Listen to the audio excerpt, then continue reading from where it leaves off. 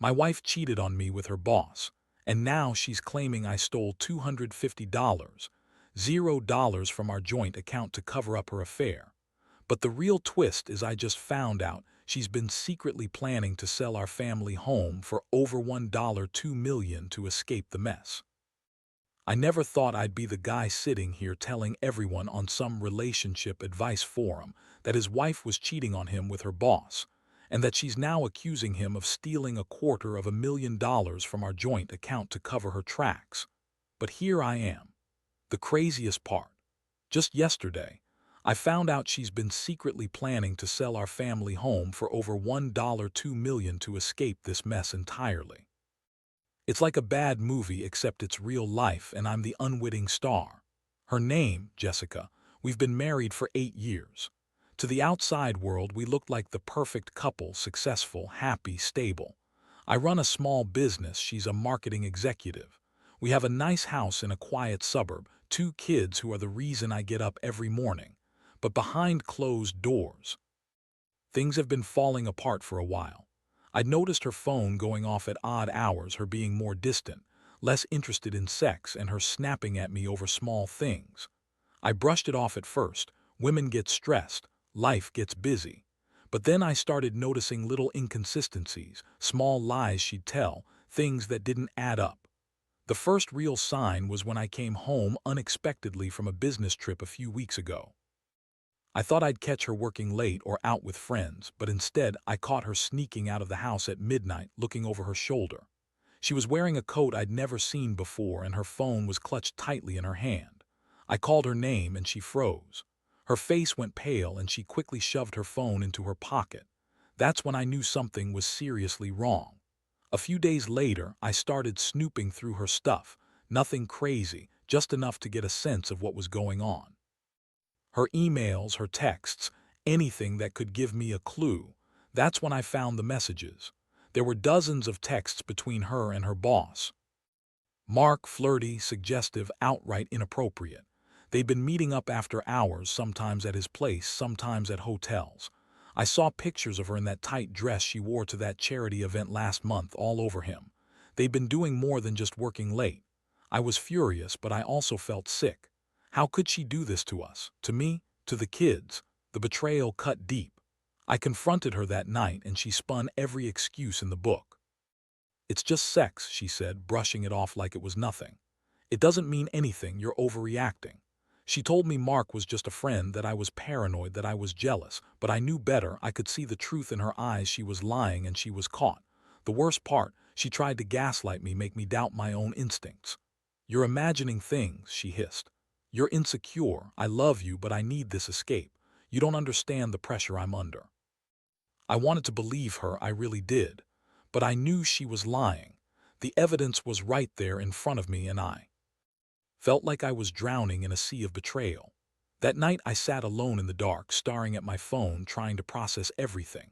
My mind was racing. How long has this been going on? How deep does it go? And then I remembered something I'd overlooked: our bank account. I checked the online statement and my stomach dropped.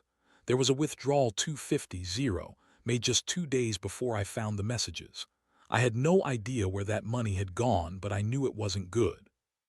I called the bank, but they told me it was a wire transfer to an offshore account. I was stunned. This wasn't just an affair, it was a full-blown scheme. Jessica had been planning her escape for months. I started to piece everything together: her secret meetings, the late nights, the money. She was planning to sell our house, our family's home, for over $1 million and disappear with Mark. I couldn't believe it. How did I not see this coming? How did I miss all the signs? I'd been so wrapped up in being the good husband, the provider, the dad, that I didn't realize she was plotting her own exit. The next day I decided I had enough. I needed answers, and I needed to know exactly how deep this went. I couldn't trust her anymore. I started digging into her emails, her bank accounts, and I found plans, detailed plans to put the house on the market, to move out, to start over somewhere far away. She'd even contacted a real estate agent. I was stunned. I felt like I'd been hit by a freight train. All those years, all that trust, gone in an instant. I didn't want to explode, but I also knew I couldn't keep pretending everything was okay. I called her that afternoon and told her I knew about the affair, the money, the house. Her reaction was predictable. She spun more lies, told me I was overreacting, that I was trying to ruin her, that she loved me but needed her freedom. She accused me of stealing money, said I was jealous and paranoid. I just stared at her, trying to keep my voice steady. Inside, I was boiling. How dare she accuse me of theft when she's the one sneaking around, planning her escape? How could she lie so easily? That's when I realized this was a breaking point. I couldn't keep living in this lie and this betrayal. I felt a mixture of anger, sadness, and a strange sense of clarity. I knew I had to make a decision, whether to fight for this marriage or cut my losses and walk away. But one thing was clear. I wasn't going to let her destroy everything we built without a fight, not without exposing her for the liar she was. I was already planning my next move, and it wasn't going to be pretty. After that confrontation, I knew I had to act fast. Jessica's reactions were all over the place. One moment she was crying, the next she was furious, then she'd act like nothing had happened. But I wasn't buying it anymore. I'd seen her texts, her plans, her lies. The money was gone, and she was already making moves to cover her tracks. I decided I needed to get some solid evidence, something I could use if this all turned into a legal mess. I started by secretly installing a few hidden cameras around the house. Not to spy on her for no reason, but just enough to catch her in the act if she slipped up again. I also got a burner phone and made a few calls to a lawyer I found online, someone who specialized in marital property and infidelity cases. I couldn't trust her anymore, and I knew that if I wanted to protect myself in the house, I'd need proof of her scheming, her affair, and her plans to sell everything. Meanwhile, Jessica kept up her act. She'd come home late, act like everything was normal, then suddenly blow up at me if I asked questions. She'd say I was paranoid, insecure, that I was trying to control her, but I knew better.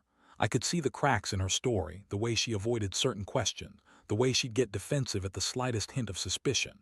Deep down, I felt betrayed, but I also felt a strange sense of clarity. I was starting to see her for who she really was: selfish, manipulative, and utterly willing to throw everything away just to escape her own mess. One night, I decided to go through her phone when she was out. I knew it was risky, but I couldn't wait anymore. I needed to see what she was hiding. I unlocked it. And what I found was worse than I expected.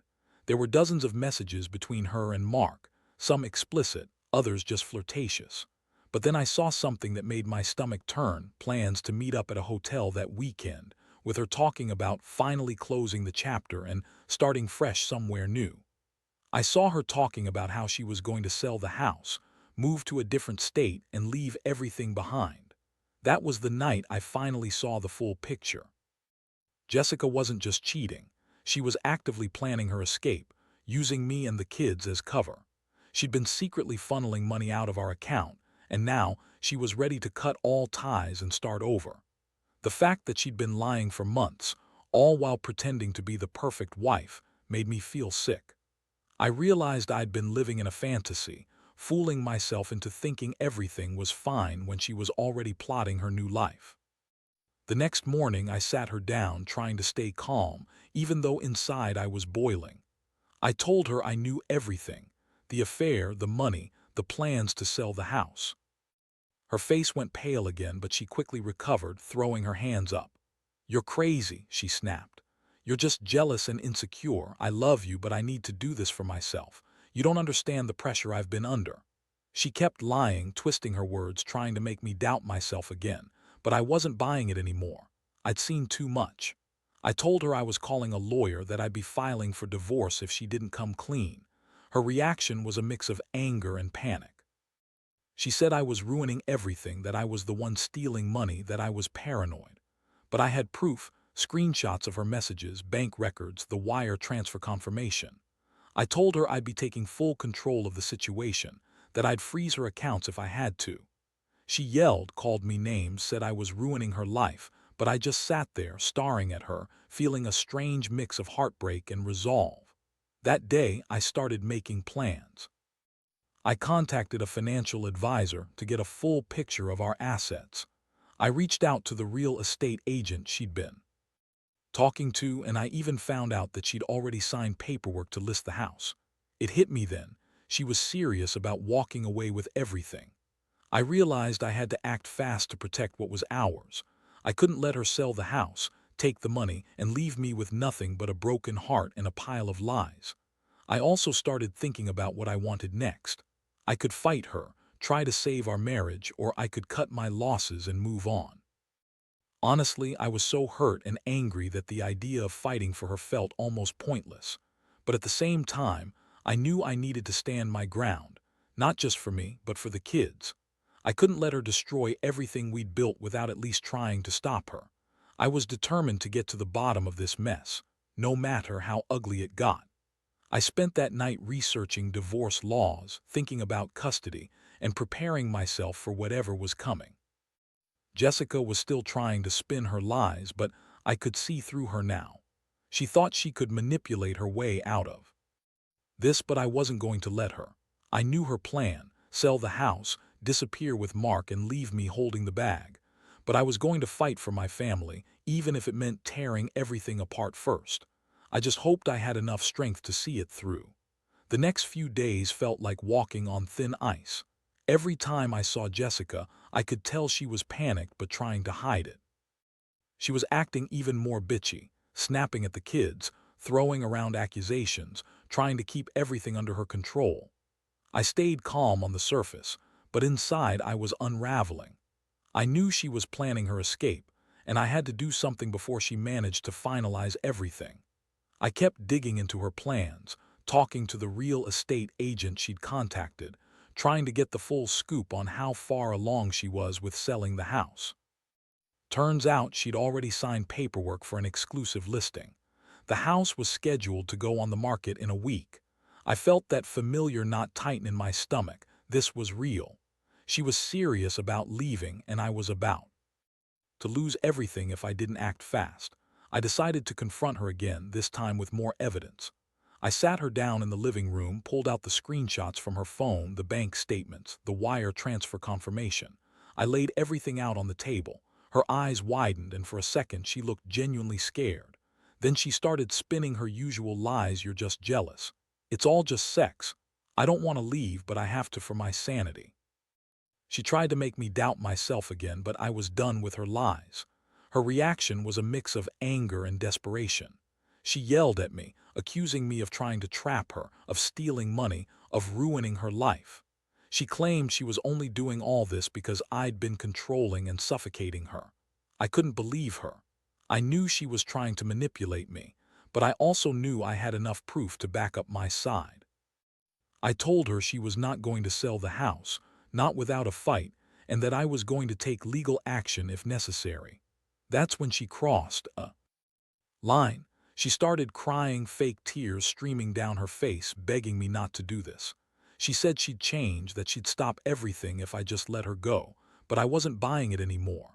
I remembered her texts with Mark, the plans to run away, the money siphoned out of our account. All of it pointed to one thing: she was planning her escape, and I was just a pawn in her game. I called the lawyer immediately after that confrontation. We discussed my options: filing for divorce, freezing her assets, getting a restraining order if needed. The lawyer told me I had a strong case, especially with the evidence I'd gathered. I also started to realize that I needed to protect the kids from her chaos. She'd been so bitchy lately, so dismissive, like she didn't care about anyone but herself. I couldn't let her take the house, the money, or the kids' stability away without a fight. That night I stayed up late, going through our financials again, planning my next moves.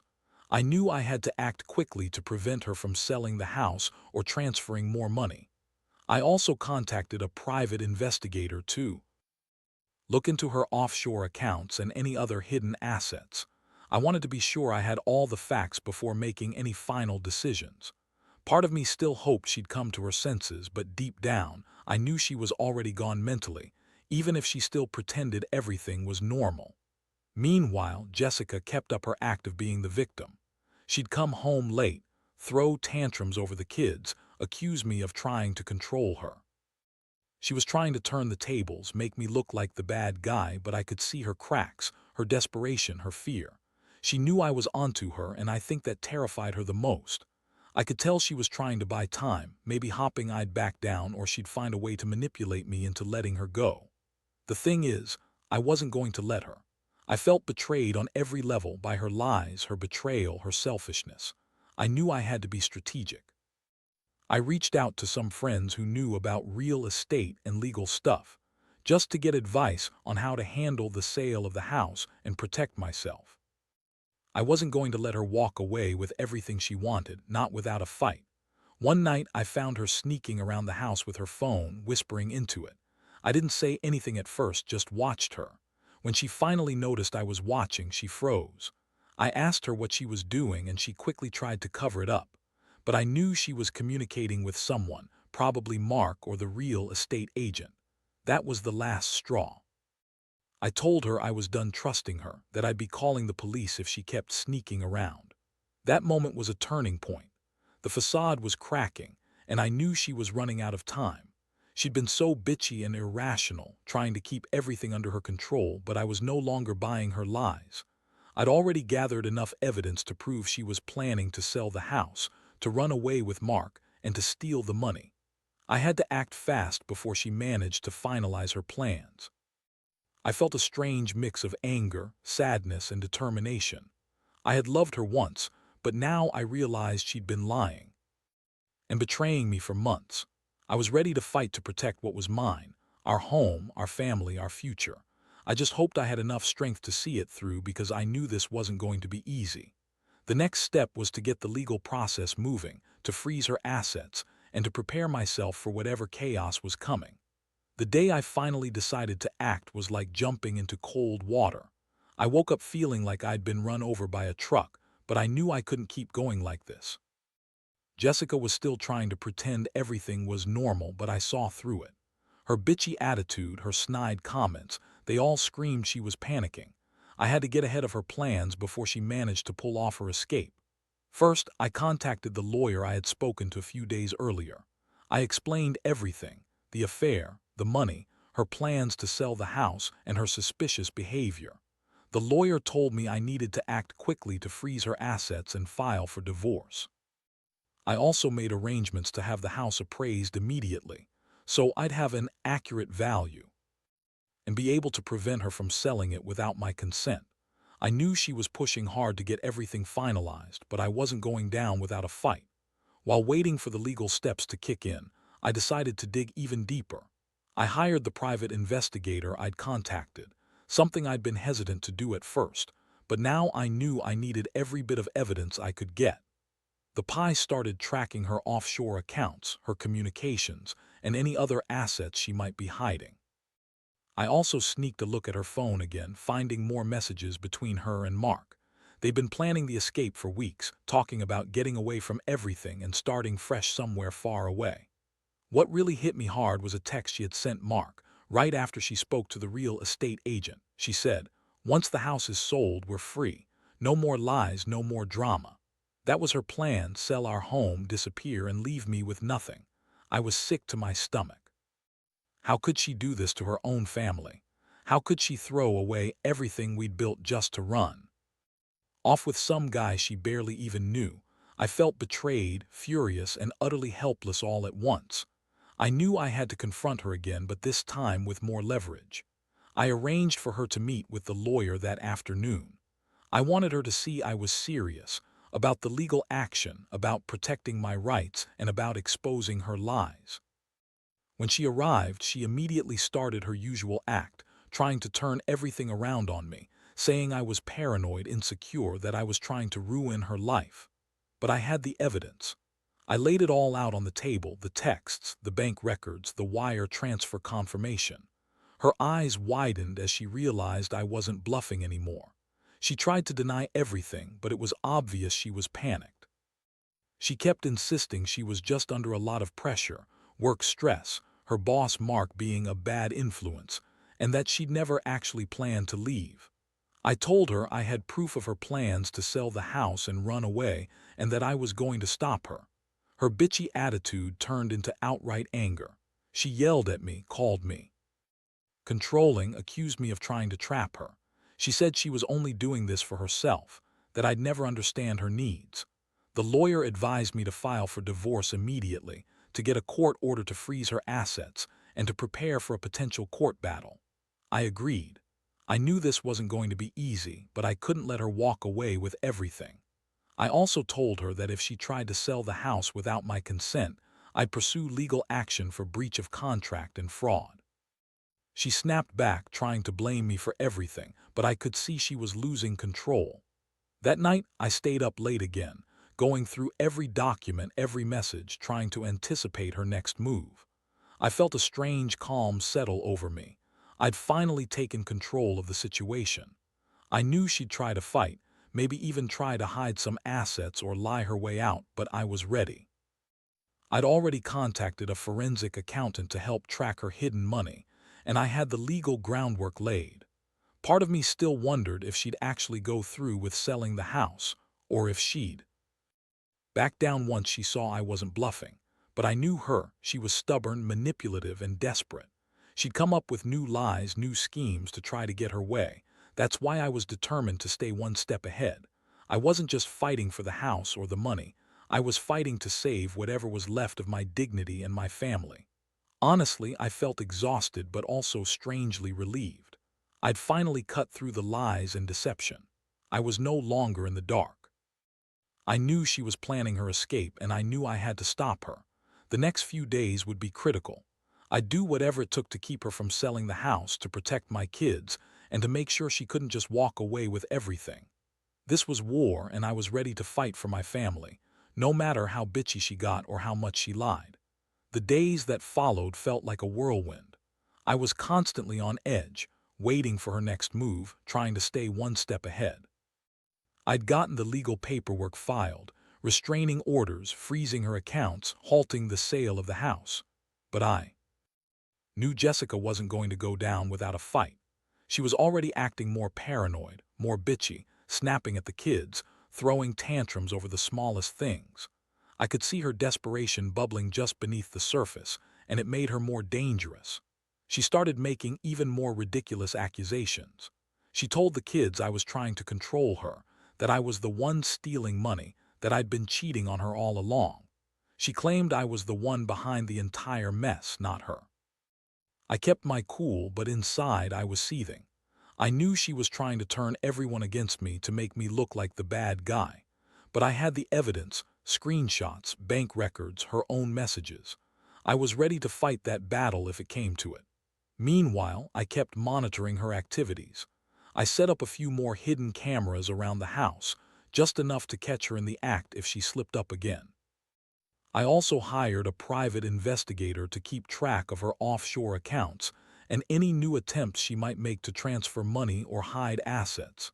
It was clear she was panicking. Her messages to Mark became more frantic, more desperate. She kept talking about getting out fast and starting over somewhere far away. One evening, I caught her sneaking out again, this time with her phone pressed tightly to her ear, whispering to someone. I watched from a distance, heart pounding. When she finally noticed me watching her, she froze, then quickly pretended she was just going for a walk. I didn't say a word, but I knew she was up to something. That night, I decided I needed to confront her directly with all the evidence I had. I called her into the living room and laid everything out, her texts with Mark, the plans to sell the house, the offshore accounts, the wire transfer. Her face drained of color. She tried to deny everything, claiming I was making it all up, that I was just jealous and insecure. But I had her dead to rights. I told her that her plans to sell the house and run away with Mark were over, that I was going to take legal action to stop her. Her reaction was typical. She started crying, fake tears streaming down her face, begging me not to do this. She said she'd change, that she'd stop everything if I just let her go. But I knew better. I'd seen her messages, her plans, her lies. I told her that she wasn't going to walk out with the house or the money, not without a fight. I also told her I'd be filing for divorce and that I'd fight for custody of the kids. Her bitchy attitude turned into outright rage. She yelled, called me controlling, accused me of trying to ruin her life. I felt a strange mixture of anger, sadness, and resolve. I'd loved her once, but now I knew she'd been lying and scheming for months. I was done being the nice guy. I was done pretending everything was fine. I was going to do whatever it took to protect my family and my future. I told her she was not going to get away with this, that I'd fight her all the way to the end. That night, I stayed up late again, reviewing all the evidence, preparing for the legal battle ahead. I knew she'd try to manipulate her way out of this, maybe even try to hide some assets or lie her way into a settlement, but I was ready. I'd already contacted a forensic accountant to help me track her hidden money, and I had the court documents ready to freeze her assets once the judge signed off. I couldn't shake the feeling that she'd try one last desperate move. Maybe she'd try to sell the house herself or transfer more money offshore. That's why I kept surveillance on her, kept my lawyer updated, and stayed alert. I was determined to stop her from walking away with everything. Because if she succeeded, she'd leave me with nothing. No house, no stability, no dignity. Deep down, I knew this was the beginning of a long, ugly fight.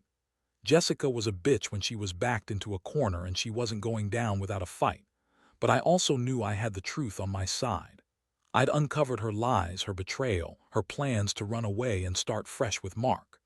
The only thing left now was to see it through, to make sure she paid for her deception, and to protect what's mine. Whatever it takes, I'm not giving up. The final stretch came sooner than I expected, but I was ready. The court hearing was set, and I had all my evidence organized, screenshots, bank statements, the Pi's reports, everything pointing to her plans to sell the house and disappear with Mark's help. Jessica showed up, looking frantic, bitchy as ever, trying to spin her usual lies. She argued, yelled, even tried to cry her way out of it, but I held my ground. The judge listened carefully, reviewing all the evidence I provided, and it was clear she had been planning her escape for months. When the judge finally made the ruling, it was like a weight had been lifted off my shoulders. The court ordered her to halt the sale of the house immediately, freeze her assets, and stay away from any further attempts to transfer money or hide property. She was furious, throwing a tantrum right there in the courtroom, calling everyone a liar, claiming she'd been set up. But the evidence was irrefutable. I could see her face twist with rage and frustration as the judge handed down the decisions. In the aftermath, I felt a strange mixture of relief and exhaustion. The house was now legally protected, and I had control over the assets. I moved into a new place, something small but stable, away from her chaos. The kids and I started to rebuild slowly but surely. Jessica tried to cling to her old life, calling and texting, but I cut her off. I wasn't about to let her manipulate me again, not after everything she'd done. The hardest part was seeing her try to spin her lies to the kids, trying to make herself out to be the victim. She told them I was trying to take everything from her, that I was the one who'd stolen money. But I sat them down, told them the truth about her affair, her betrayal, her plans to sell the house, and how she'd been dishonest with everyone. I wanted them to understand that even though Mom was upset, she was also the one who'd broken our trust first. As days turned into weeks, I realized I'd learned some hard lessons. Trust is fragile and betrayal cuts deep. But I also learned that sometimes you have to fight for what's yours, your home, your family, your dignity. Jessica's actions showed me how selfish and manipulative some people can be when they're cornered. I won't lie, it hurt to see her go down this path, but I also felt a strange sense of liberation. I was finally free from her lies, her schemes, her bitchy attitude that had poisoned everything. Looking back, I'd say the biggest lesson is to trust your instincts and never ignore the signs. When something feels off, dig deeper. Don't let anyone manipulate you into thinking you're the crazy one. And most importantly, protect yourself and your family. Sometimes that means fighting dirty, playing hardball, and exposing the truth. Jessica thought she could get away with her lies, her affair, her scheme to sell the house, but I made sure she didn't. Now I focus on rebuilding. I'm working on healing myself, making sure the kids feel safe and loved, and moving forward.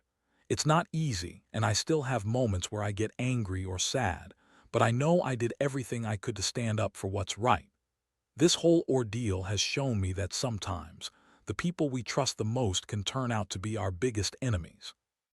But even in the darkest times, you have to hold onto your integrity, fight for your future, and never lose sight of what truly matters.